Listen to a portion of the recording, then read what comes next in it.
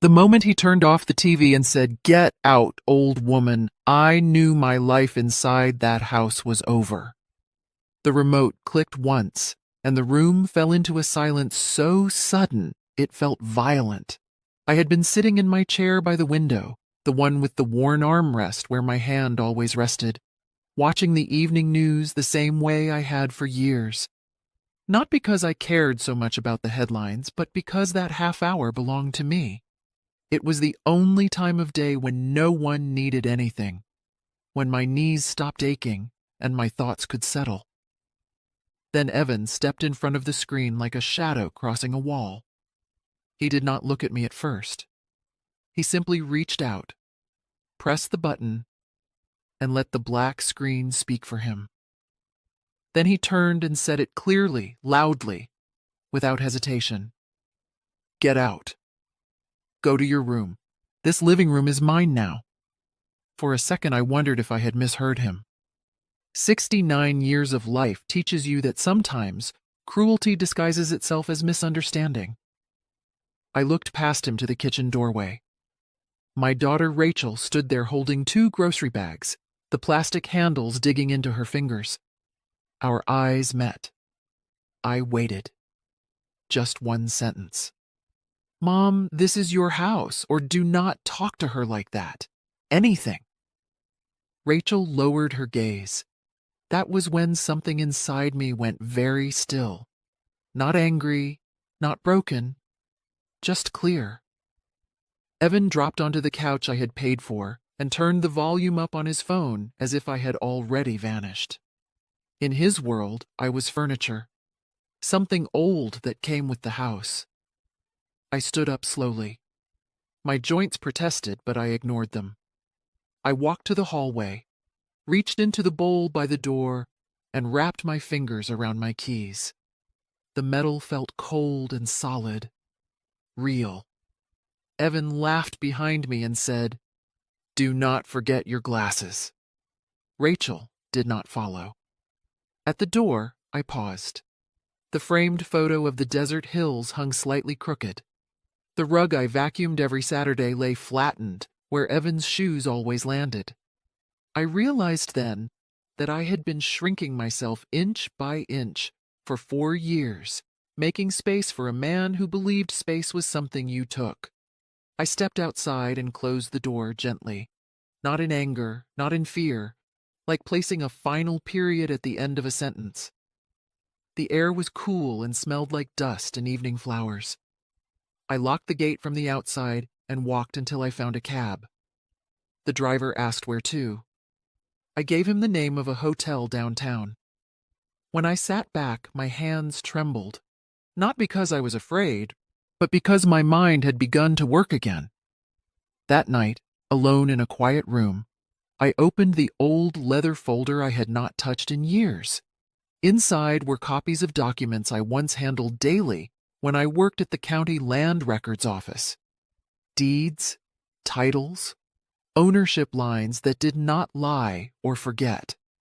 At the top of one page was my name, Margaret Cole, sole owner. I smiled for the first time that evening. Evan had taken the remote, but he had never owned the house, and tomorrow he was going to learn the difference. I did not sleep much that night, but it was not the restless kind of sleeplessness that comes from fear. It was the alert stillness of a mind that had finally been given room to move again. The hotel room was quiet, in a way my house had not been for years. No doors slamming, no television blaring from another room. No man pacing the floor like a caged animal. Just the soft hum of the air conditioner and the muted glow of streetlights leaking through the curtains. I sat at the small desk by the window and spread the contents of the leather folder in front of me as if I were back at work, years ago, before retirement softened my days and dulled my vigilance. I had spent 32 years at the county land records office. I had watched families tear themselves apart over property lines, wills, and forgotten signatures. I had seen sweet voices turn sharp the moment ownership was questioned, and I had learned one unshakable truth. Feelings fade.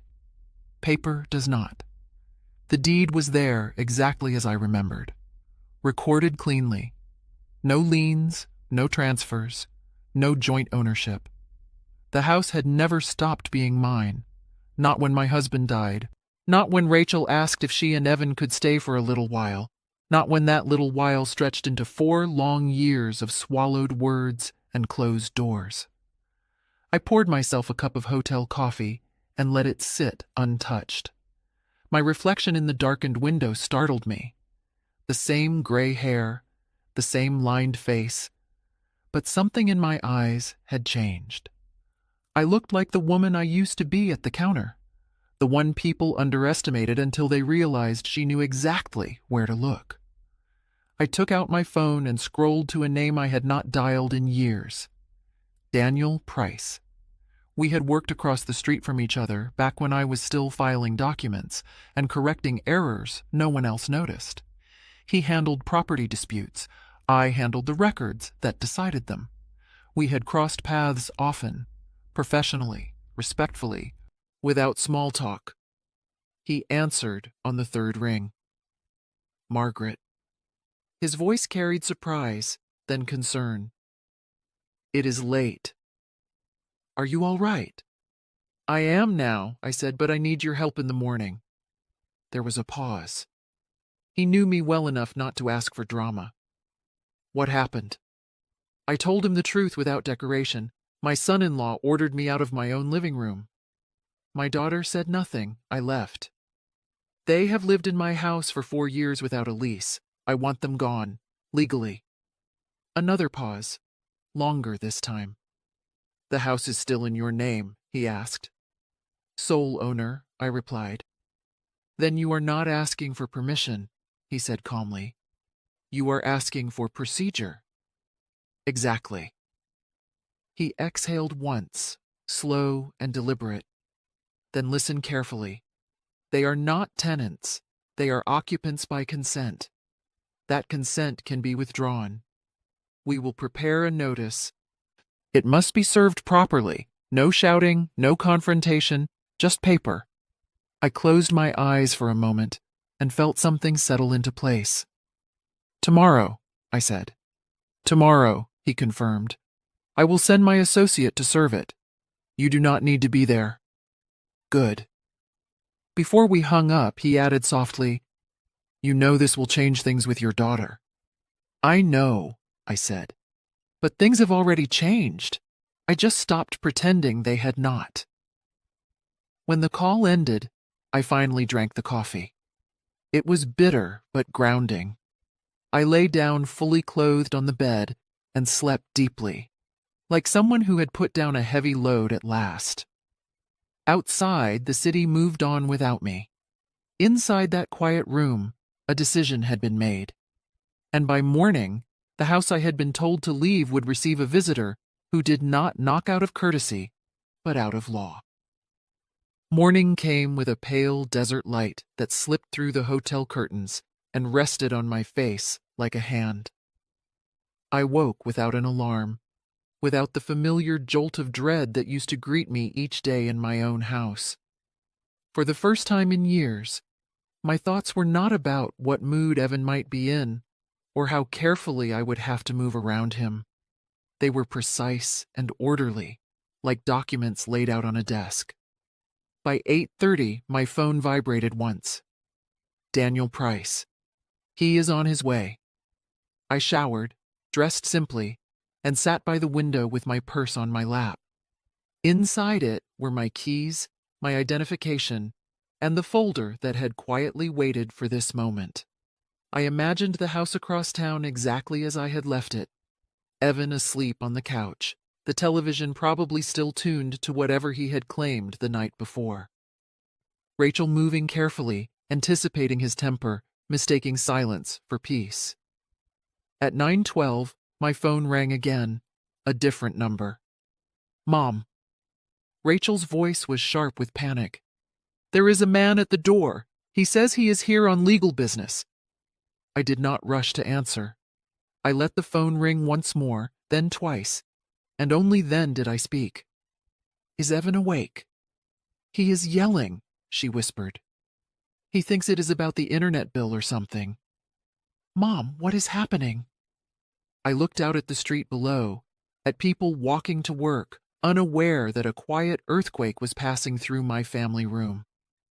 "Listen carefully, Rachel," I said. "Take the papers. Read them, and tell Evan to lower his voice. I am not available for shouting today."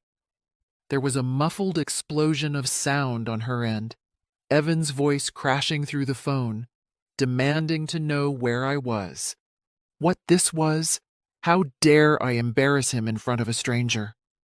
Then silence, broken only by the faint rustle of paper.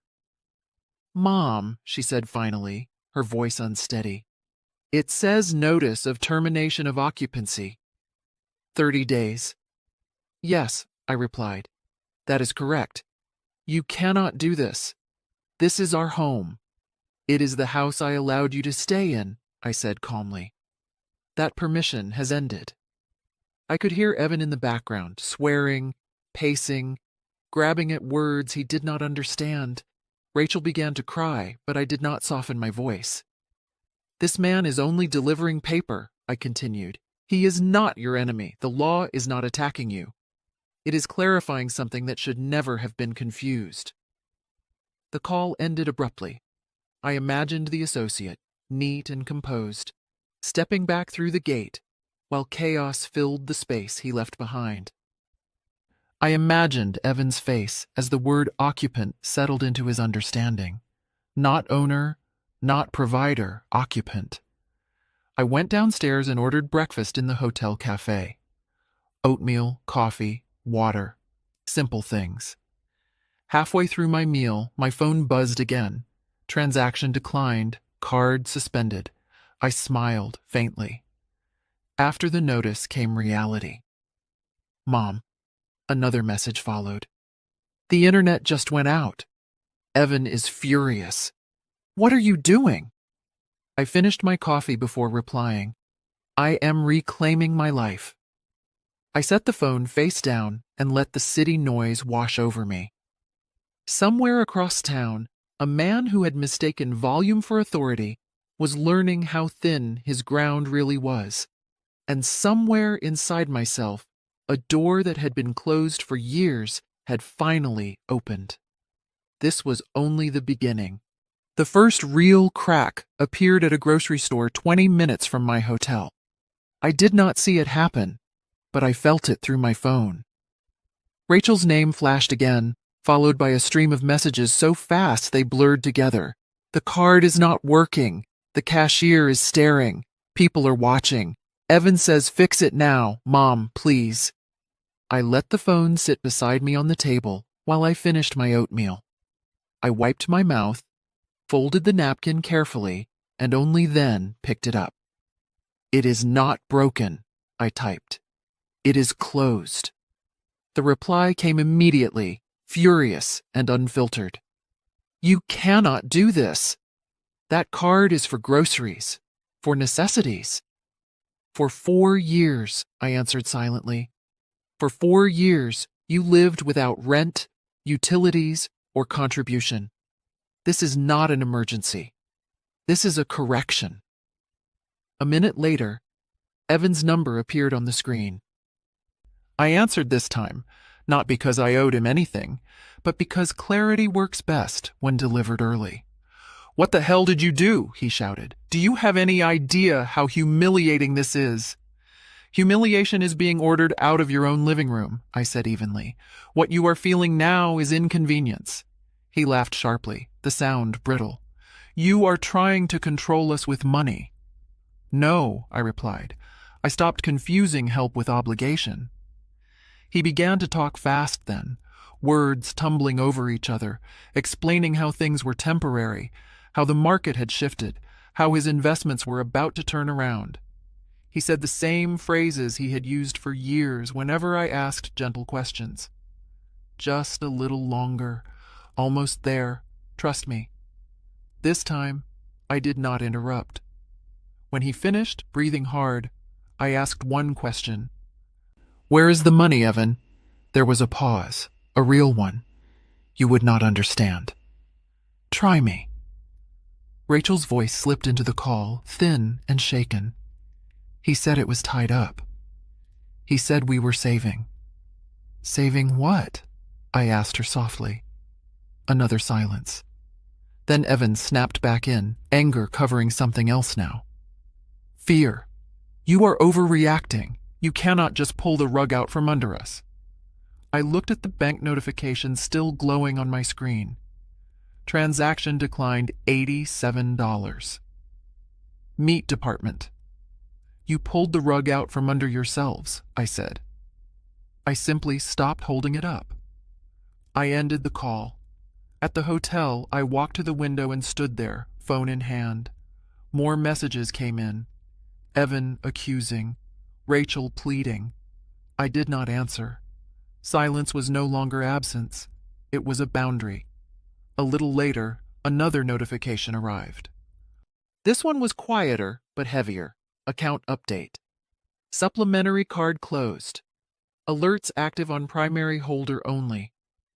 I sat down on the edge of the bed and let the weight of it settle.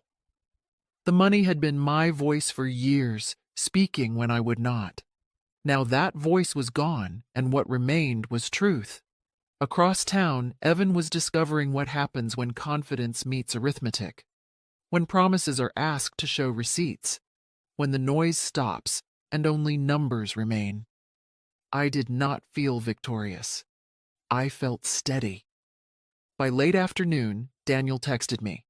Expect escalation. When money stops, masks fall. Be ready for tomorrow. I typed back one word. Ready. As the sun lowered over the city, I realized something else had stopped along with the money, the fear. It had nowhere to live anymore. And without it, everything Evan had built his authority on began to collapse, quietly, publicly, and all at once. The conference room was colder than I expected, the kind of cold that sharpens your thoughts whether you want it to or not. I arrived early and chose the chair at the end of the table, not out of strategy but out of habit. From there I could see everything clearly, the door, the windows, the faces when they came in. Daniel Price sat to my right, his folders stacked neatly, pen aligned with the edge of the table. He nodded once, a small gesture of readiness. In front of me lay three things only: my identification, the deed, the notice. At exactly 10 o'clock, the door opened. Evan entered first, moving too fast, shoulders tight, jaw set like he was bracing for impact. His shirt was wrinkled, his tie loose. Eyes rimmed red from a night that had not gone his way. Rachel followed a step behind, clutching her purse with both hands as if it were the only solid thing left in her world. She did not look at me at first. Please be seated, Daniel said calmly.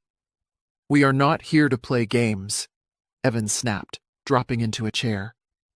We have lived in that house for years. You cannot just throw us out. I waited. Let him speak. People always reveal themselves if you give them enough rope. We have rights, Evan continued, his voice rising. There is such a thing as adverse possession. We lived there openly. Everyone knows it is our home. I looked at him over my glasses. That is not what adverse possession means. He scoffed. Of course you would say that.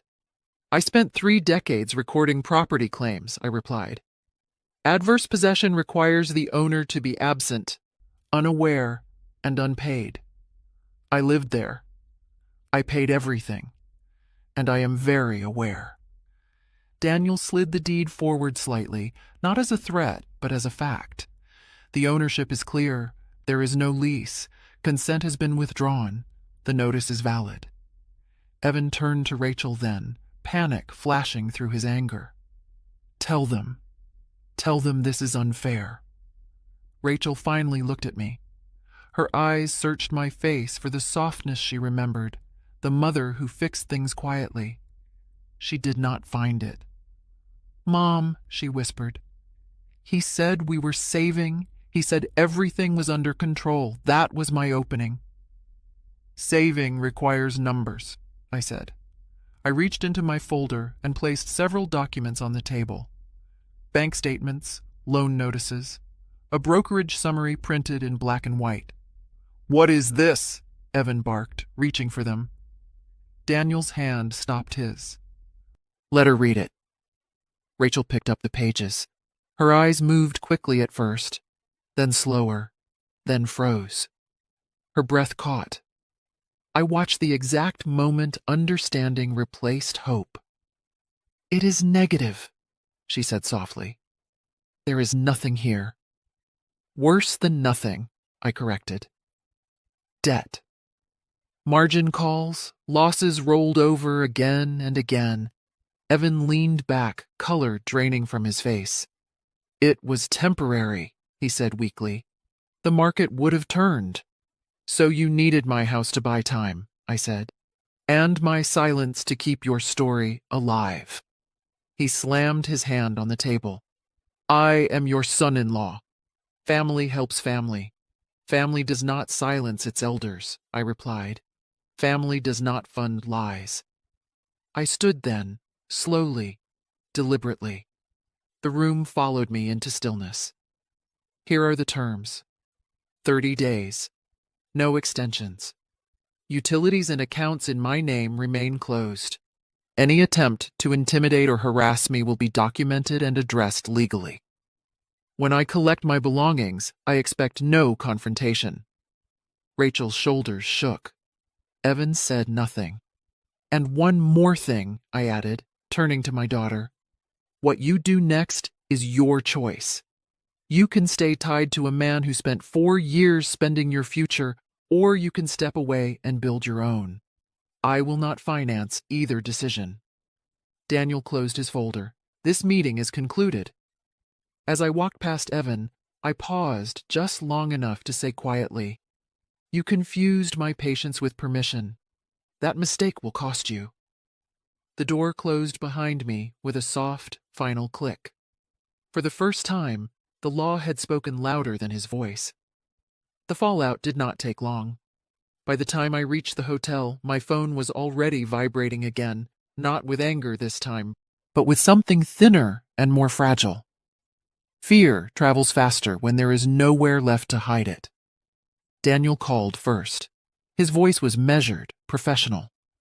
Evan contacted his employer during the meeting. He was emotional, accusatory. He copied people he should not have. There will be consequences. I closed my eyes briefly.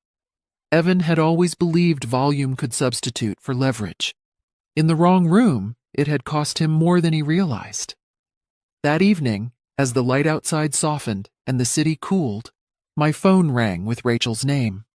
I answered. "I did not get in the car," she said immediately. Her voice was flat, exhausted. "He was shouting in the parking lot, telling me I owed him loyalty. I just walked away." "Good," I said quietly. "Where are you now?" "I am sitting on a bench. I do not know where to go." "You know how to work," I said. "You know how to breathe. Start there." She was silent for a moment, then asked the question I had been waiting for. "If I leave him, will you still be my mother?" I felt the weight of it in my chest, not as pain, but as gravity. "I will always be your mother," I said, "but I will never again be your shelter from consequences that are not mine." She exhaled, a long, shaky breath. "He says you destroyed our family." "No, Rachel. I stopped paying for the lie. That is not destruction. That is truth." That night, she slept on a friend's couch. The next morning, she signed a short-term lease on a small studio apartment near her job. It had thin walls and a window that faced a brick alley, but it was hers.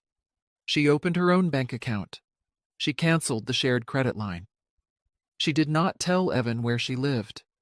A week later, she called me again. Her voice sounded different, clearer.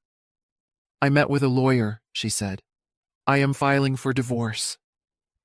I said nothing for a moment, letting the words settle between us. Then I said, I am proud of you. She laughed softly, a sound edged with disbelief.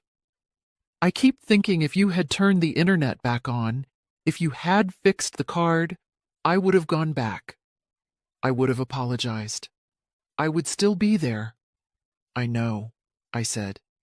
That is why I did not. We talked for a long time that night.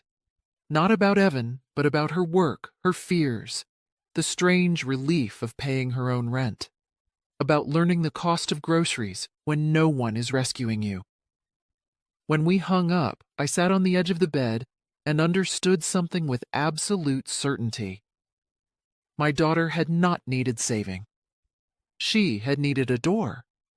And by closing one, I had finally shown her how to open another. Outside, the city lights flickered on one by one. Somewhere, Evan was still shouting into empty rooms. Somewhere else, Rachel was learning how quiet freedom could be. And for the first time since he told me to get out, the house no longer felt like the center of the story. The people were. Day 30 arrived without ceremony. I did not wake up with dread or anticipation. I woke the way I used to before Evan moved in, calm, clear-headed, unhurried. I made coffee in the hotel room, stood by the window, and watched the city stretch itself awake.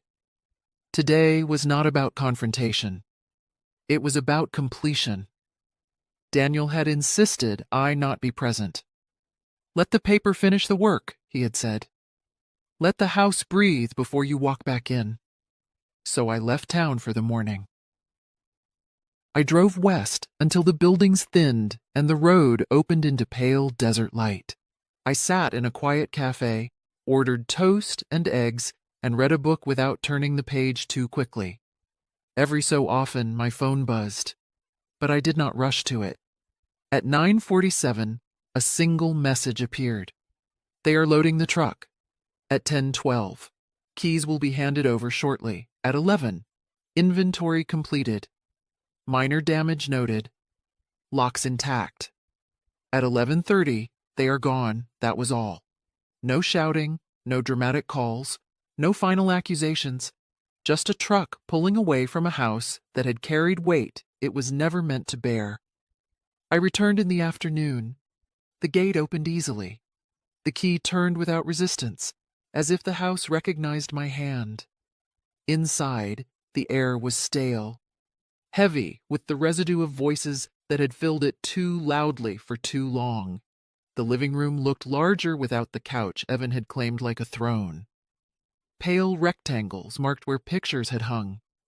Small holes scarred the wall where screens and brackets had been mounted. I opened every window. The breeze moved through the rooms like a cleansing breath, lifting the curtains, stirring dust that had settled into corners unnoticed. I rolled up my sleeves, filled a bucket with warm water and cleaner, and began at the floor. There is something deeply honest about scrubbing a space back to yourself. No speeches, no witnesses, just steady work. I washed the baseboards. I wiped the shelves. I carried out bags of things no one would miss. Old magazines, broken cords, half-empty bottles of whatever Evan had decided he needed. When the painter arrived the next morning, I chose the color without hesitation. Peach, I said. Warm. Quiet. By evening, the family room glowed softly, no longer a battleground, but a place meant to be lived in. I set my chair back by the window. I placed the small table beside it. I made tea and let the kettle sing without fear of complaint. The house did not feel victorious. It felt returned. Later that night, a knock came at the door. Polite, measured. I knew who it was. Rachel stood on the porch, hands folded, eyes cautious, but steady. She did not step forward until I nodded. "May I come in?" she asked. "As a guest?" "Yes," I said. "Come in."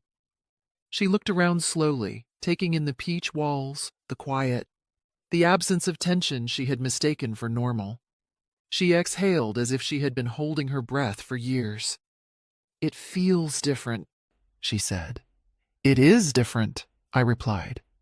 We sat at the table with 2 mugs between us. No accusations, no apologies, just presence. The house was no longer something to be fought over. It was finally home again. The quiet that followed surprised me, not the empty kind, not the aching kind, but the steady quiet of a place that no longer had to brace itself. In the mornings, light moved across the peach walls, slowly, unchallenged. I brewed coffee without checking my phone. I watched the news with the volume exactly where I liked it. No footsteps hurried down the hall. No one reached for a remote that was not theirs. A week later, I hosted my first Wednesday afternoon tea. It was not planned as anything important, just an open invitation to a few women from the neighborhood, friends of friends, mostly widows or retirees who had lived long enough to know something felt wrong, but not always why. They arrived with folded worries and cautious smiles. We sat at the dining table with cups of tea and plates of pie cooling between us. The questions came softly at first. "My son wants me to add his name to the deed. My daughter says it is easier if she manages my accounts. They say it is temporary." I listened more than I spoke. Then I took out a folder and laid it on the table. "Ownership is not love," I said. "Love does not require signatures. If you want to leave something behind, you write a will. While you are alive, the house stays yours. Your money stays yours. Your voice stays yours." They leaned in. Pens came out. Shoulders straightened. Rachel came later that evening, knocking lightly, waiting to be invited. She no longer had keys. She no longer needed them. She told me about her apartment, small and imperfect, but paid for with her own hands. About learning to budget. About how strange it felt not to be rescued and how strong it made her feel. She did not ask to stay. She did not ask for help. She asked for tea. That was how I knew she would be all right. When she left, I stood in the family room alone and picked up the remote. It was just plastic and buttons. Nothing powerful about it at all. I turned the volume up one small click, then stopped. Enough. That word had changed for me. It no longer meant endurance. It meant clarity. Here is what I learned, and what I want anyone listening to understand. Love without boundaries becomes exploitation. Silence in the face of disrespect is not peace. It is permission. And saying no at the right moment does not destroy families. It reveals them. Ownership is not just about deeds and keys. It is about the right to choose who sits at your table, how loud the room is, and whether you are seen in your own home. That night, I turned off the television, not because someone told me to, but because I was ready. The house breathed quietly around me. For the first time in years, I was not staying somewhere. I was home. I want to end this story with the lesson I learned the hard way. Love does not mean disappearing inside your own life. Family does not mean enduring disrespect in silence. And helping someone should never cost you your dignity, your safety, or your voice. For years, I thought being patient made me kind. I thought staying quiet kept the peace. But silence did not protect me. It trained others to treat me as invisible. The moment I said no, everything became clear. Who respected me, who used me, and who only stayed as long as I paid the price. Boundaries are not cruelty, they are clarity. Saying no does not break families,